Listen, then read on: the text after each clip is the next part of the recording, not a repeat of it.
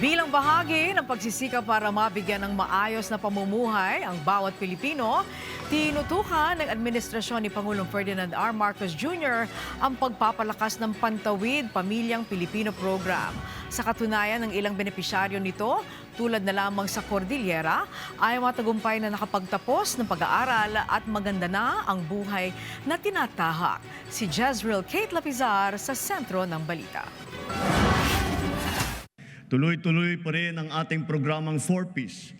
Hangad din natin na amyendahan ang batas ng 4Ps upang matiyak na talagang sapat ang panahon para maitaguyod ang kanilang paghihirap. Ito ang sinabi ni Pangulong Ferdinand R. Marcos Jr. kaugnay sa Pantawid Pamilyang Pilipino Program ng DSWD sa kanyang SONA noong nakaraang taon. Para kay Lea Hiniza na 14 na taon ng miyembro ng 4Ps, aminado na malaki ang naitulong nito upang mapag-aral ang 9 niyang anak at mapaunlad ang kanilang pamumuhay. Maganda po yung kanilang pinupursong programa. Sana hindi lang ako, sana marami pang matulungan katulad ko. Sa ngayon, umabot na sa mahigit 35,000 pamilya ang aktibong benepisyaryo ng 4Ps sa rehiyon. Pinakamarami sa Abra na may 8,964, sumunod ang Benguet na may 5,690 at Ifugao na may 5,624 at higit 1,000 benepisyaryo sa Baguio City.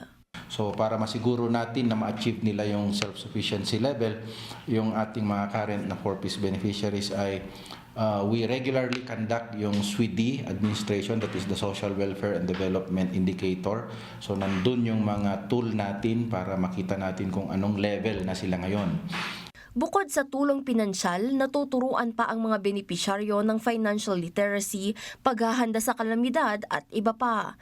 Mayroon ring Sustainable Livelihood Program at Risk Resiliency Program upang mabigyan ng pangkabuhayan ang mga residente at masigurong tataas ang antas ng kanilang buhay.